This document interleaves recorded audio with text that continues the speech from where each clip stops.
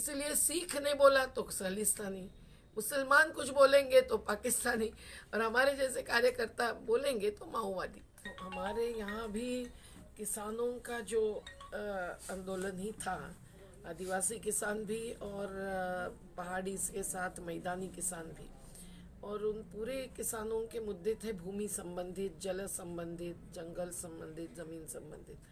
और जैसे कि पुनर्वास तो हमने बहुत बड़े पैमाने पर ले ही लिया है, करीबन 40,000 परिवारों को पुनर्वास का बड़ा घर के लिए प्लॉट मिला है, और 20,000 परिवारों को 5-5 एकड़ प्रत्येक की ज़मीन मिली है।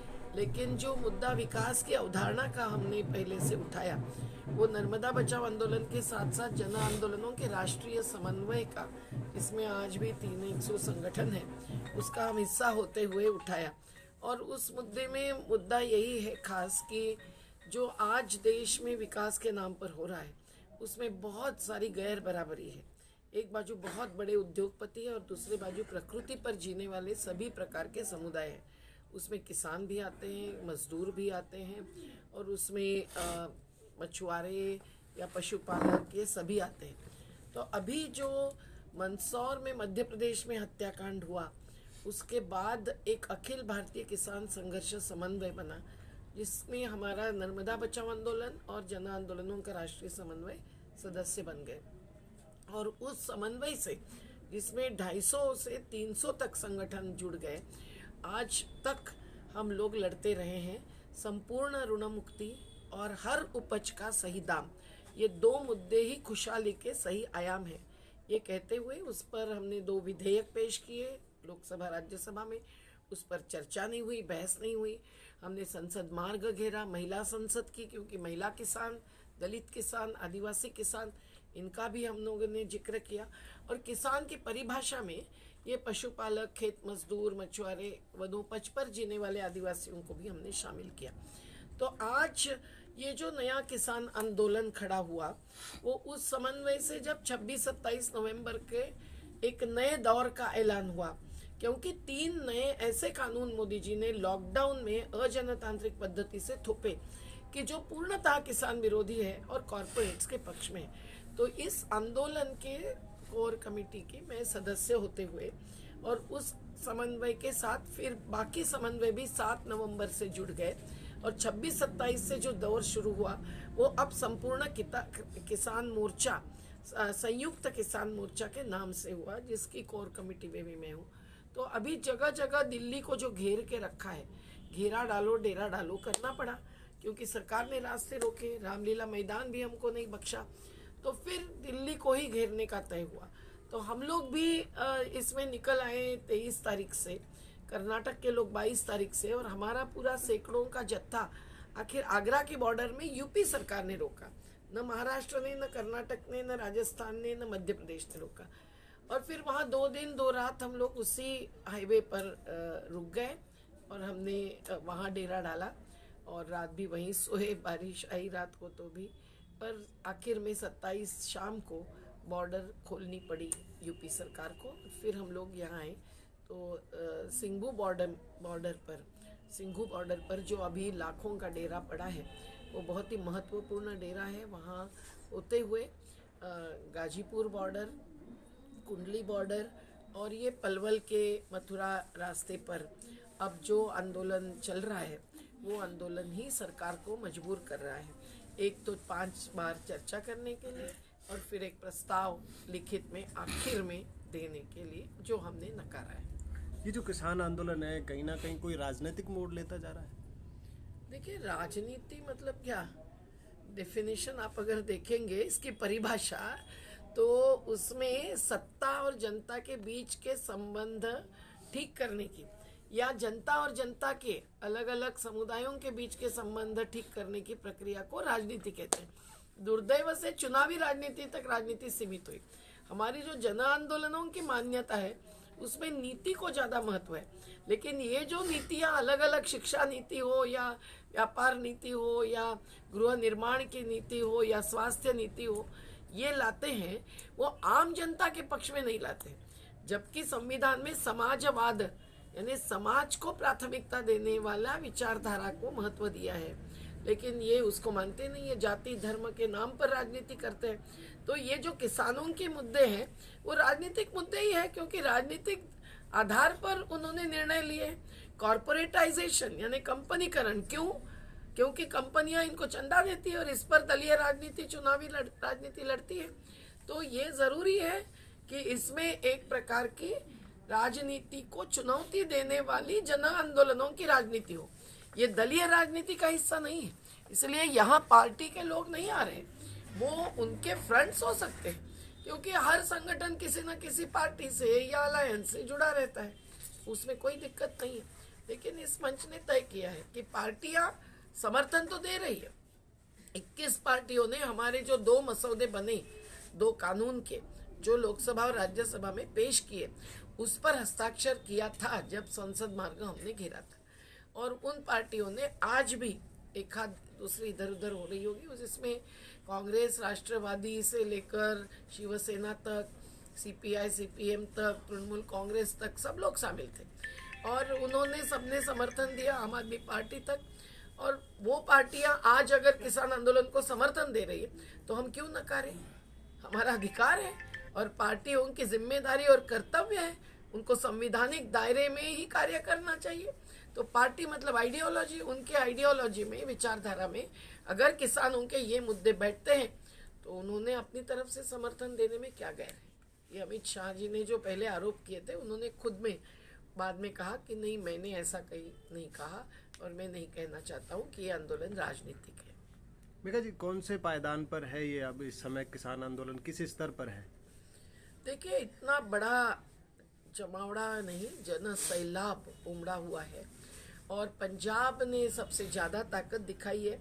लेकिन पंजाब में, हरियाणा में जो भी आंदोलन हुआ है, उसके साथ साथ अन्य राज्यों में अभी पिछले 9 अगस्त को आप देखेंगे तो 1 लाख से 1.5 लाख जगह तक आंदोलन हुआ। तो ये चित्र शायद दिल्ली बॉर्डर पर नहीं उमड़ा होगा, लेकिन पंजाब हरियाणा के किसान संगठन भी जानते हैं कि अभी ये अखिल भारतीय राष्ट्रीय आंदोलन बन गया है।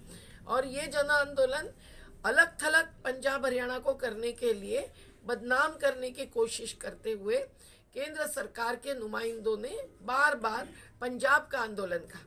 पंजाब के आंदोलन में विशेषता ये है, उनकी गुरु गोविंद सिंह की प्रेरणा है, आज़ादी आंदोलन की शहादत है एक बात, लेकिन दूसरा ये है कि उन्होंने सीधे सरल कॉर्पोरेटाइजेशन को चैलेंज दी और रिलायंस के पेट्रोल पंप या मॉल्स बंद किए, जियो सिम फेंक दी।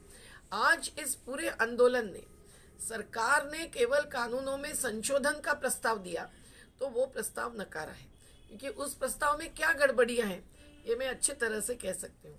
पर उस प्रस्ताव में 3 में से 2 कानूनों पर जवाब दिया है और वो संशोधन ही बताते हैं कि अगर इतनी सारी गड़बड़ियां इन कानूनों में थी तो ये कानून आपने संगठनों से, पार्टियों से संसद में बात बहस न करते हुए लाए ही क्यों?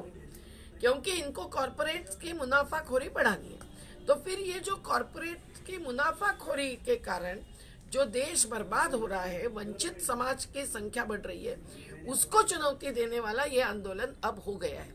और इसीलिए जियो की सिम क्या, रिलायंस के पूरे, अडानी के पूरे वस्तुओं पर और उनके सेवाओं पर बहिष्कार का ऐलान हुआ है। पर सबसे बड़ी बात है दिल्ली को घेरना, क्योंकि ये राजधानी है, यहीं तो बैठे हैं प्रधानमंत्री जी भी और उनके नुमाइंदे, और ये केंद्र सरकार के करतूतों से ही नाराज है। तो फिर हमारे पूरे संगठनों ने तय किया है कि अब यहाँ का डेरा और मजबूत करेंगे और नाकेबंदी करेंगे। किसानों के ये हाथ में है निश्चित, क्योंकि आखिर स्वास्थ्य आहार कौन खिलाता पिलाता है? किसान ही खिलाते पिलाते हैं। तो ज़रूरी है कि उन्होंने अपनी ताकत दिखाना, नहीं तो उनको न स्थान है, न सम्मान है, न मूल्य है, कोई समर्थन मूल्य नहीं देता है। इसीलिए आज उन्होंने भूमिका के रूप में जो लिखा है, किसान ही मेहनत कश, खाद्यान्न की सुरक्षा देते हैं वगैरह, वो उनकी सही भूमिका नहीं है। वो केवल एक अभी दिखावा कर रहे हैं। अगर ये सही है कि वो भी कंपनियों की मुनाफाखोरी और जमाखोरी नहीं बढ़ाना चाहते, तो उन्होंने सीधे सरल ये 3 कानून वापस लेने चाहिए। इतने छोटे छोटे संशोधन से नहीं होंगे। और साथ साथ जो तीसरा कानून है, अत्यावश्यक वस्तुओं के अधिनियम 1955 में इन्होंने जो संशोधन लाया है, वो बहुत ही भयंकर आघात होने वाला है अन्न सुरक्षा पर। क्योंकि अगर इनके गोडाउन्स लगेंगे, अभी गुजरात से खबर आई है, एक रिटायर्ड पुलिस ऑफिसर ने पूरा ब्यौरा दिया है कि ये कानून आने की बात जब से उठी तब से अडानी ने गुजरात भर कितने हजार एकड़ जमीन लेकर कितनी तैयारियां की है। तो ये तो हजारों गोडाउन्स खड़े करेंगे, तो फूड कॉरपोरेशन ऑफ इंडिया का गोडाउन कहाँ से भरेगा? तो राशन व्यवस्था खत्म होगी। मोदी सरकार ने गठित नीति आयोग ने बार बार ये कहा है कि राशन व्यवस्था की कोई जरूरत नहीं। अरे हमारे तो गरीब उसी पर जीते हैं, लॉकडाउन में ही नहीं, उसके सिवाय भी। तो उस कानून पर इन्होंने कोई जवाब नहीं दिया है। बिजली बिल वापसी की हमारी मांग है, क्योंकि बिजली, खाद, बीज, हर चीज की लागत बढ़ रही है और ये मूल्य दाम तो दे नहीं रहे। 1 रुपया लागत पर 1.5 रुपया भी नहीं दे रहे, जबकि अडानी अंबानी क्या सभी उद्योगपतियों को कितने गुना मुनाफा मिलता है। मेघा जी, मांग तो आपकी एक भी नहीं मानी जा रही है अभी तक। ऐसा नहीं है, अभी उन्होंने कई सारे संशोधन करने की बात मंजूर की है, लेकिन ऐसे टूट फूट के संशोधन हम चाहते नहीं है। उन्होंने संवाद भी किया, जबकि मोदी जी ने मन की बात में कहा था कि ये कानून अच्छे ही है और ये कानून रहेंगे। फिर संवाद क्यों किया? फिर नरेंद्र तोमर जी और कृषि मंत्री के बाद अमित शाह जी को आना पड़ा। गृह मंत्री तो लॉ एंड ऑर्डर के होते हैं, पर उनको क्यों भेजा मोदी जी ने, या क्यों आए वो? तो कदम कदम आगे बढ़ता है आंदोलन, उनको कदम कदम पर जवाब देना पड़ता है और उन्होंने देना चाहिए। नहीं तो इस देश के किसान मजदूर उनको सबक सिखाए बिना नहीं रहेंगे। ऐसी तैयारी के साथ ये पूरी सेना आज डटी है और 14 तारीख से राज्य राज्य में और भी डेरे डाले जाने वाले हैं, जो शुरू भी हो चुका है। महाराष्ट्र के जिले जिले में लोगों ने बंद किया। भारत बंद से तो एक मैसेज गया है, पर अब जहाँ जहाँ अनिश्चितकालीन डेरा डालना पड़ेगा वहाँ सभी जन संगठन आंदोलन तैयार है। बुद्धिजीवी भी बहुत बड़ी मात्रा में अभी इसका सम्मान और समर्थन कर रहे हैं, जो और आगे बढ़ना जरूरी है। कई मंत्रियों ने, नेताओं ने, जिम्मेवार लोगों ने भी यहाँ तक बयान दिए कि ये जो पंजाब से किसान आ रहे हैं ये खालिस्तानी है। दूसरी तरफ वाटर कैनन और लाठियाँ भी इन पर बरसाई गई, तो इस पर क्या प्रतिक्रिया देना चाहेंगे? सब प्रकार की परीक्षा कोई भी सत्ताधीश लेते ही है, और ये जो सत्ताधीश अभी केंद्र में बैठे हैं वो तो संवाद के लिए कभी तैयार नहीं होते हैं। किसी भी जन संगठन से संवाद नहीं करते हैं, बड़े बड़े ट्रेड यूनियन से भी नहीं करते हैं। आप देखिए, किसी भी राज्य में कांग्रेस की सरकार थी तो कम से कम संवाद होता था। कितने सारे कानून बने, हॉकर्स एक्ट बना, पेशा कानून आदिवासियों का बना, भू अधिग्रहण कानून 1894 का बदलकर 2013 का बना, बहुत सारे कानून बना, अधिकार कानून आदिवासियों के लिए बना। ये सब कांग्रेस के ही समय आए। हम कांग्रेस के पार्टी के सदस्य नहीं हैं, लेकिन मैं कह रही हूँ कि ये संवाद करने वाली सरकार नहीं है और वो जात मजहब इन चीज़ों को ही ज़्यादा महत्व देती है। लेकिन हम लोग समझ रहे हैं कि इस केंद्र सरकार ने अभी जो आरोप लगाए हैं, इसका मतलब कहीं ना कहीं उनको ताकत चुभ रही है। इसलिए सिख ने बोला तो खालिस्तानी, मुसलमान कुछ बोलेंगे तो पाकिस्तानी, और हमारे जैसे कार्यकर्ता बोलेंगे तो माओवादी। ये इनके आरोप तो हम लोगों ने सब जगह कहा, ये इनके आरोप बने बनाए आरोप है। अभी तो महाराष्ट्र के एक बीजेपी के मंत्री जो केंद्र में राज्य मंत्री है, दानवे जी, उन्होंने कहा है कि ये चीन और पाकिस्तान के समर्थन और सहायता पर यह आंदोलन चल रहा है। अभी पलवल की बॉर्डर पर बैठे हुए तमाम किसानों ने जवाब दिया कि हम कोई चीनी नहीं, न पाकिस्तानी हैं, हम हैं हिंदुस्तानी। और लंगर की और भंडारा यानी गुरुद्वारा की प्रक्रिया और परंपरा कितने दशकों से चल रही है और कितने पीढ़ियों से चल रही है। हमारी हर दिल्ली की रैली के आए हुए हजारों गरीबों को गुरुद्वारा ने ही खाना खिलाया है। तो यहाँ जो अभी खाना खिला रहे हैं, इसलिए भूखे प्यासे लड़ेंगे वाले हम लोग हैं, लेकिन यहाँ कोई भूखा प्यासा नहीं लड़ना पड़ रहा है। तो ये जो उनकी परंपरा है उसकी अवमानना कर रहे हैं, ये किसान की अवमानना है। और ये सच्चाई क्या है जानते हुए इस प्रकार से हमारे नर्मदा आंदोलन पर हो या हमारे गरीबों के मुंबई के घर बचाओ घर बनाओ आंदोलन पर हो, ऐसे आरोप सत्ताधीश कई कर चुके हैं। पर अपना विवेक और अपनी सच्चाई और अपनी जनशक्ति की ताकत और समझौता न करने की जीवटता, यही आंदोलन को जीत की मंजिल तक ले जाए। पूर्ण समाधान इसमें किस तरीके से हो सकता है? पूर्ण समाधान यही है कि ये 3 कानून तो बिल्कुल ही गैर है उस कानूनों पर संशोधन का जो प्रस्ताव है वो भी प्रस्ताव दिखा रहे हैं कि खेती में और संरचना में और पोस्ट हार्वेस्ट मैनेजमेंट में और खाद्य आपूर्ति यानी राशन व्यवस्था में भी ये लोग पूंजी निवेश ला रहे हैं बड़े बड़े उद्योगपतियों का। तो ये कानूनों को केवल टूट फूट के बदलना और एक थोड़े से टुकड़े लगाना, इसके बदले आपने पहना हुआ ये कमीज फेंक दो और सही किसान को स्वीकार करो और उसके साथ बैठकर, संगठनों के साथ बैठकर जो कानून लाना है वो एमएसपी का कानून लाना है। वो न्यूनतम यानी सही समर्थन मूल्य चाहिए, न्यूनतम ही मांग रहे हैं, वो भी नहीं दे रहे। एमएसपी घोषणा है, हमको उसको कानूनी ढांचा देना है ताकि वो अगर नहीं मिलेगा मंडी में भी, आज की मंडी में भी, तो उसको जेल और जुर्माने की सजा का प्रावधान होना चाहिए। इतने बड़े मूवमेंट के बाद भी अगर मांगे नहीं मानी गई, ये तीनों कानून अगर ख़त्म नहीं किए गए, हम क्यों निराशावादी रहे भाई? उनको सोचना चाहिए कि अगर कानून वापस नहीं किए तो अगले चुनाव में उनका क्या होगा और देश का क्या होगा। हम तो वही सोचकर अपनी धारा और अपनी लक्ष्य देखते हुए आगे बढ़ रहे हैं। मुझे लगता है इसमें अभी और महिलाओं का सहभाग संभव है, मजदूरों का सहभाग हो रहा है, बुद्धिजीवियों का और बढ़ना है। जो श्रमिक कल कारखानों के हैं जिनके 44 कानून इन्होंने वापस किए, हम तो 3 कानून वापसी की मांग कर रहे हैं, पर हम लोग ट्रेड यूनियन के में भी शामिल हैं तो सभी यूनियंस भुगतने वाली है। अभी कोई कानून नहीं रहेगा गरीबों के पक्ष का। पेमेंट ऑफ वेजेस से लेकर कॉन्ट्रैक्ट लेबर एक्ट से लेकर अंतर्राज्य स्थलांतरित मजदूरों का कानून, जिनको लॉकडाउन में देखकर लोग आंसू डाल रहे थे, लेकिन उनका कानून, अनऑर्गेनाइज सेक्टर वर्कर्स एक्ट जिसमें सभी आते हैं, हॉकर से लेकर किसानों तक, ये सभी इन्होंने वापस ले लिए और 4 कोड्स यानी संहिता लाए।